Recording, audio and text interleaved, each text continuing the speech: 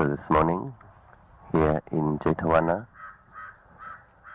I'd like to talk about 3 separate occasions in the life of the Buddha, where, in a way, 3 different types of miracles.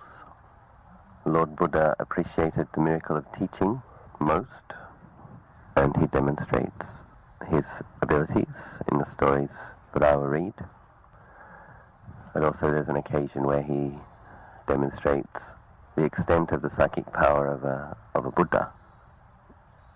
So the first story is a little bit humorous, but it has a profound ending.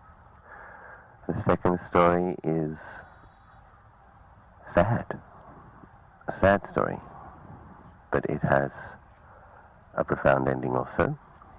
And the third story is fantastic, really.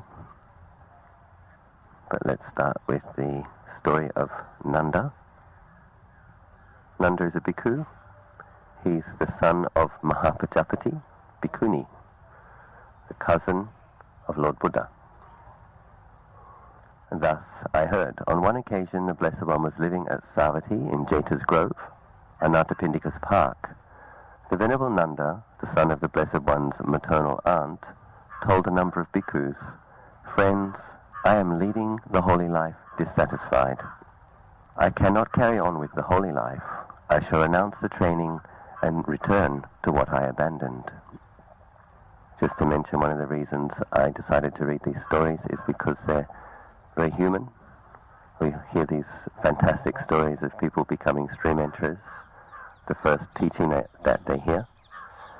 His own mum, Mahapajapati, became a stream enterer when the Buddha visited his dad, King Suddhodana, and she became a stream enterer. Can you imagine, the Buddha's your cousin, your mum's an arahant, and he's struggling with the holy life here in Savatthi.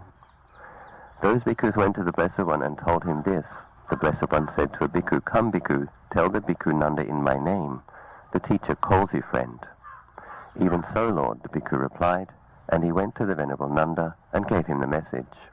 The Venerable Nanda went to the Blessed One, who asked him, "Nanda, is it true, as it seems, that you are leading the holy life dissatisfied, that you cannot carry on the holy life, and that you will renounce the training and go back to what you abandoned?"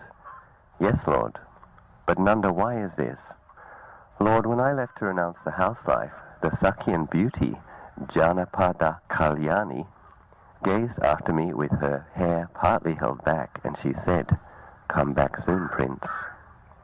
When I remember that, I lead the holy life dissatisfied."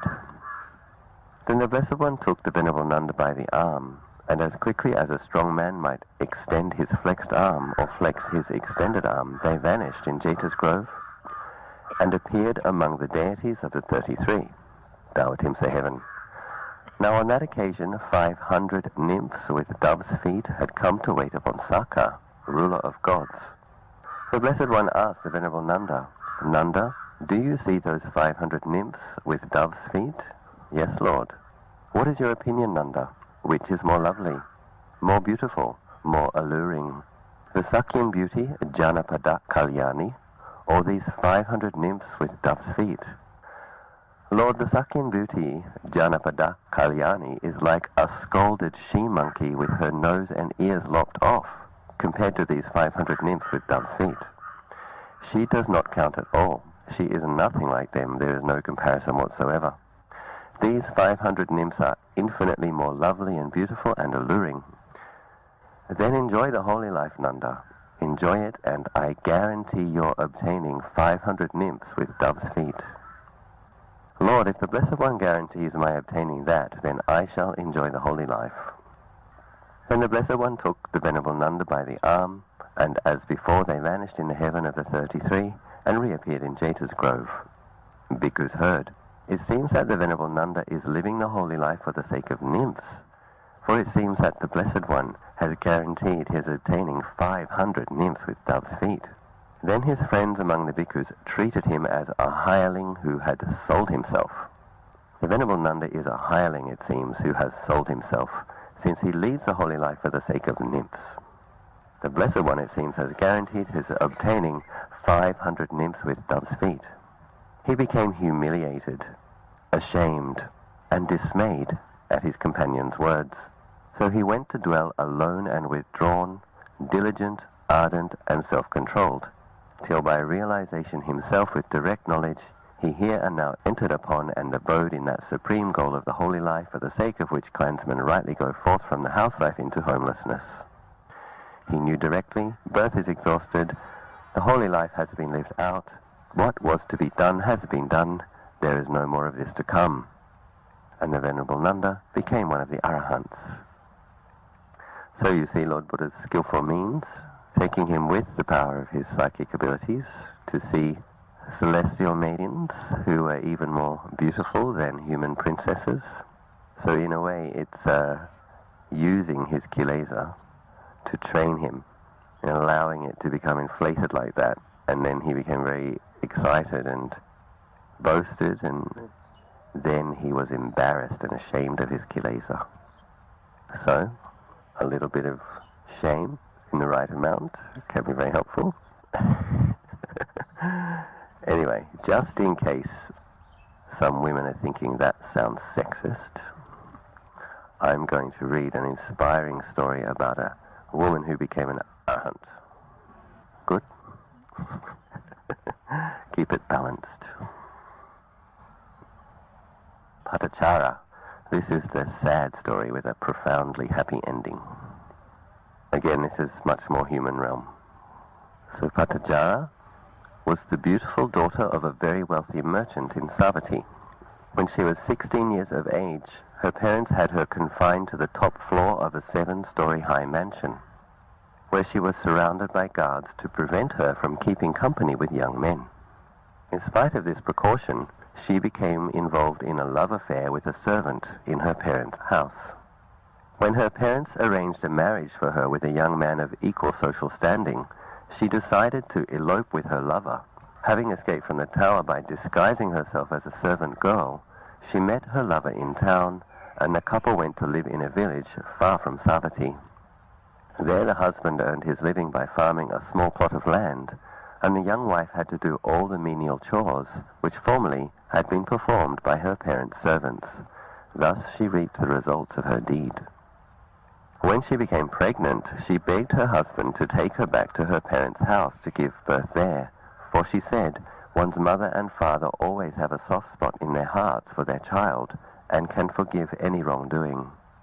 Her husband refused, however, afraid that her parents would have him arrested or even killed. When she realized that he would not yield to her entreaties, she decided to go by herself. So one day, while her husband was away at work, she slipped out the door and set out down the road towards Savatthi. When her husband learned from the neighbors what had happened, he followed her and soon caught up with her. Though he tried to persuade her to return, she would not listen to him, but insisted on continuing. Before they could reach Savatthi, the birth pains started, and she soon gave birth to a baby son. As she had no more reason to go to her parents' house, they turned back. Some time later, Patachara became pregnant a second time. Again she requested her husband to take her home to her parents. Again he refused. And again she took matters into her own hands and started off carrying her son. When her husband followed her and pleaded with her to return with him, she refused to listen. After they had traveled about halfway to Savatthi, a fearful storm arose quite out of season, with thunder and lightning and incessant rain. Just then her birth pains started. She asked her husband to find her some shelter. The husband went off to search for material to build a shed. As he was chopping down some saplings, a poisonous snake hidden in an anthill came out and bit him. Its poison was like molten lava, and instantly he fell down dead. Patachara waited and waited for him, but in vain. Then she gave birth to a second son.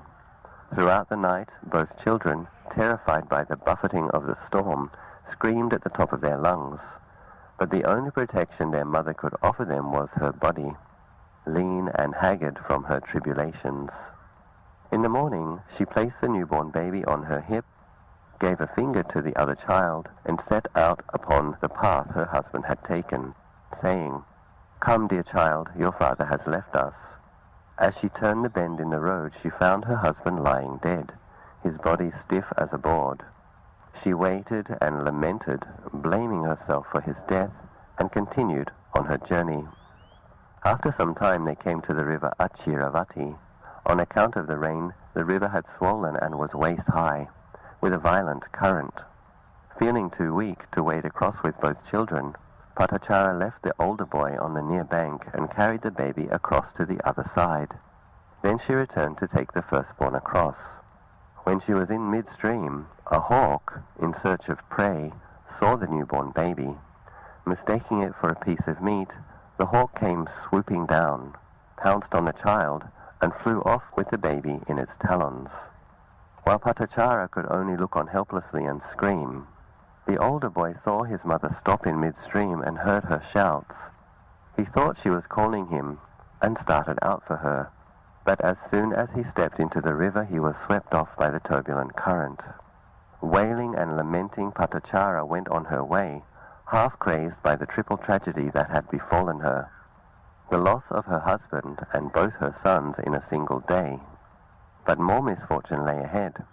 As she approached Savatthi, she met a traveler who was coming out from the city, and she asked him about her family. "Ask me about any family in town but that one," he told her. "Please don't ask me about that family." She insisted, however, and thus he had to speak. Last night, during the terrible storm, their house collapsed, killing both the elderly couple and their son. All three were cremated together just a short while ago there, he said, pointing to a wisp of pale blue smoke swirling up in the distance. "If you look where I'm pointing, you can see the smoke from their funeral pyre." When she saw the smoke, instantly Patachara went mad. She tore off her clothing and ran about naked, weeping and wailing. "Both my sons are dead. My husband on the road lies dead. My mother and father burn on the funeral pyre." Those who saw her called her a crazy fool, threw rubbish at her, and pelted her with clods of earth, but she continued on until she reached the outskirts of Savatthi. At this time, the Buddha was residing at the Jetavana monastery, surrounded by a multitude of disciples. When he saw Patachara at the entrance to the monastery, he recognized her as one who was ripe for his message of deliverance. The lay disciples cried out, "Don't let that crazy woman come here." But the master said, "Do not hinder her, let her come to me." When she had drawn near, he told her, "Sister, regain your mindfulness." Instantly, she regained her mindfulness. A kindly man threw her his outer cloak. She put it on, and approaching the enlightened one, she prostrated herself at his feet and told him her tragic story. The teacher listened to her patiently with deep compassion, and then replied, "Patachara, do not be troubled any more. You have come to one who is able to be your shelter and refuge. It is not only today that you have met with calamity and disaster, but throughout this beginningless round of existence, weeping over the loss of sons and others dear to you, you have shed more tears than the waters of the 4 oceans." As he went on speaking about the perils of samsara, her grief subsided. The Buddha then concluded his instructions with the following verses: "The 4 oceans contain but a little water, compared to all the tears that we have shed. Smitten by sorrow, bewildered by pain, why, O woman, are you still heedless? No sons are there for shelter, nor father, nor related folk, for one seized by the ender, kinsmen provide no shelter. Having well understood this fact, the wise man, well restrained by virtues, quickly indeed should clear the path going to Nibbana." This exposition of the enlightened one penetrated her mind so deeply that she could completely grasp the impermanence of all conditioned things and the universality of suffering. By the time the Buddha had finished his discourse, it was not a lamenting madwoman that sat at his feet, but a stream enterer, a knower of the Dhamma, one assured of final liberation. Immediately after attaining stream entry, Patachara requested the going forth and the higher ordination, and the Blessed One sent her to the bhikkhunis. After entering the bhikkhuni sangha, the order of nuns, Patachara practiced the Dhamma with great diligence. Her efforts soon bore fruit, and she attained her goal. She describes her development in her verses in a Gatha. Ploughing the field with their ploughs, sowing seeds upon the ground, maintaining their wives and children, young men acquire wealth. Then why, when I am pure in virtue, practicing the Master's teaching, have I not attained Nibbana? For I am not lazy, nor puffed up. Having washed my feet, I reflected upon the waters. When I saw the foot water flow from the high ground down the slope, my mind became concentrated, like an excellent thoroughbred steed. Having taken a lamp, I entered my cell. I inspected the bed and sat down on the couch. Then having taken a needle, I pulled down the wick. The liberation of the mind was like the quenching of the lamp. As Patachara observed the water trickling down the slope, she noticed that some streams sank quickly into the ground, others flowed down a little farther, while others flowed all the way to the bottom of the slope. This, she recognized, was a perfect metaphor for the nature of sentient existence. Some beings live for a very short time only, like her children. Others live into their adult years, like her husband. Still others live into old age, like her parents. But just as all the streams of water eventually had to disappear into the soil, so death, the end maker, lays his hand upon all living beings and none can escape his grasp. When this realization dawned upon Patachara, her mind immediately became composed. With steady concentration, she contemplated conditioned phenomena as impermanent, suffering, and not self. But still, in spite of her efforts, she could not make the breakthrough to final liberation. Fatigued, she decided to retire for the night.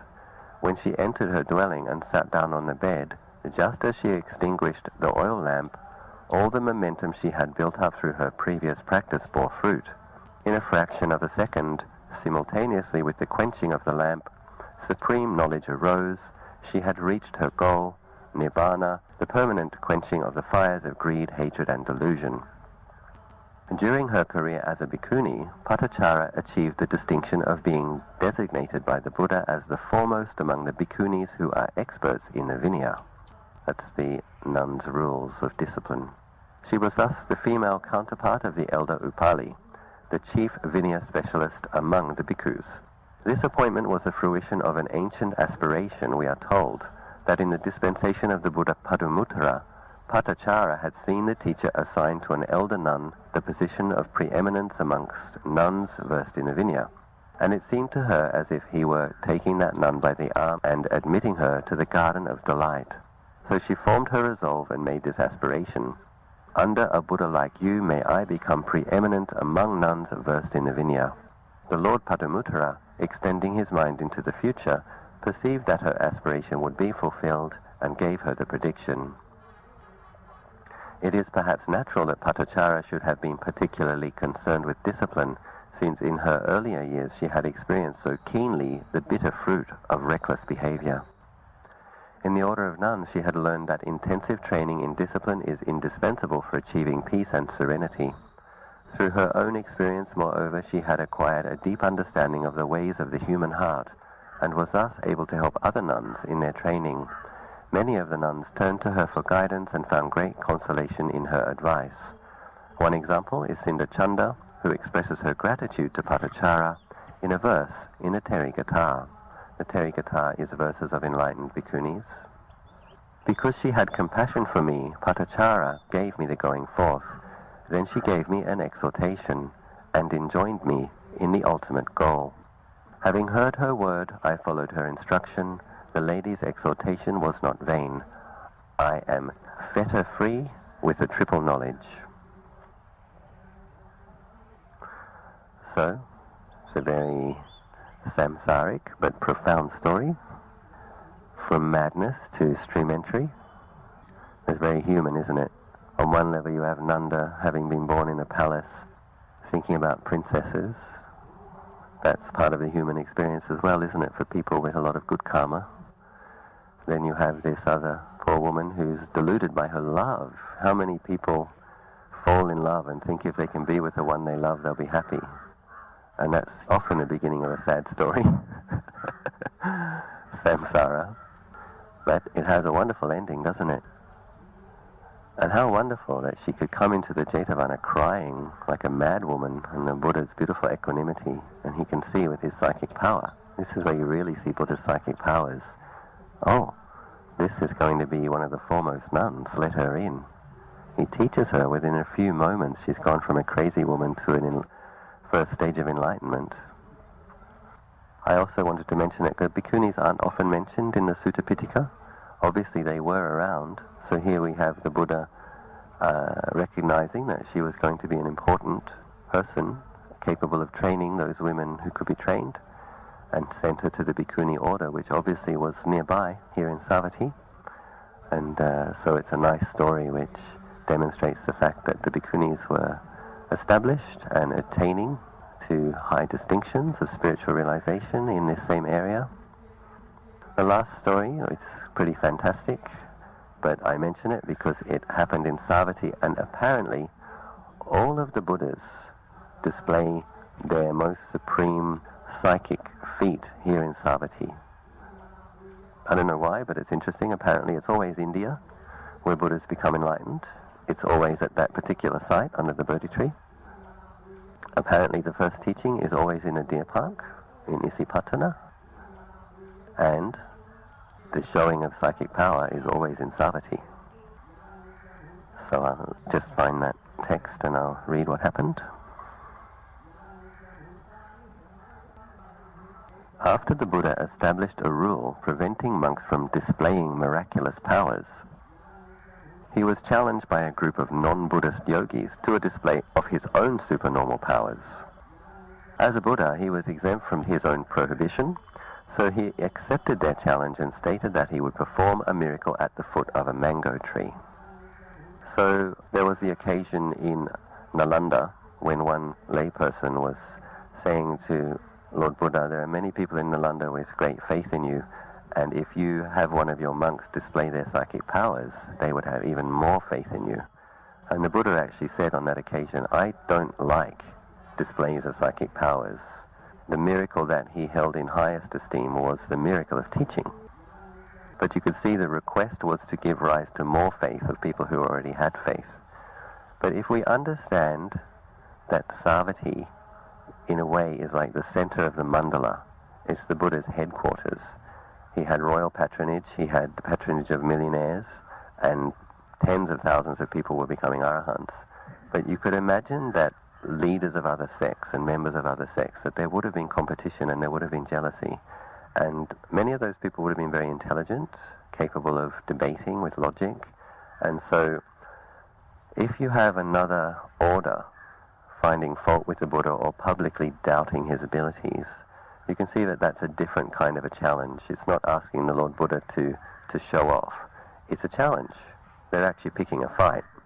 And I think it's appropriate in the headquarters, in the center of the mandala, if someone comes and picks a fight, it would seem to be suitable and appropriate for the Lord Buddha to show them that he has mastered psychic powers and is fully accomplished.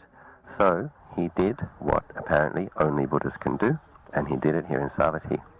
Tomorrow when we leave on our way to Lumbini, we'll actually stop off for a few minutes at the place of the Twin Miracle. If anybody wants to perfect the psychic powers of a Buddha, you can make your aspiration there. So those people who had challenged him, because the Buddha said he would perform his miracle at the foot of a mango tree, to keep him from proceeding, his opponents uprooted all the mango trees in the vicinity, leading the Buddha to cause a great tree to grow spontaneously from a mango seed. That was the first part of the miracle. Put the seed down and it grew into a great tree right before their eyes. Then the Buddha created a bejeweled walkway in the sky. He proceeded to walk backwards and forwards on it. Then he caused flames to emerge from the upper part of his body, streams of water from the lower part, then water from the upper part and flames from the lower part, then flames from the right side and water from the left side, then from his front and back, his right eye and left eye, his right ear and left ear, etc. Then he created a double of himself with whom he had a conversation. It is because of the simultaneous presence of fire and water, and perhaps because of the creation of this double, that the event is called the paired miracle or the twin miracle. So, there we have it, performed in Savatthi. So we see that this Buddha jewel is multifaceted with his abilities. That would have been amazing to see, wouldn't it? The Buddha floating up in the sky and having a conversation with his double and emanating fire and water. And for those who needed to be convinced, I suppose it's much more touching, isn't it, that the Buddha could talk to a crazy woman and establish her in enlightenment. That kind of miracle also seems to me more impressive in a way. But can you imagine the competition? And the Buddhism is spreading all throughout northern India in these two most powerful kingdoms. It has royal patronage. And so India is a place of ancient tradition. So you can imagine these other schools, spiritual lineages and traditions losing followers, losing supporters, and these bhikkhus and bhikkhunis going everywhere and receiving more and more support. You could understand that it would be appropriate for Lord Buddha to demonstrate, look, I'm the real deal.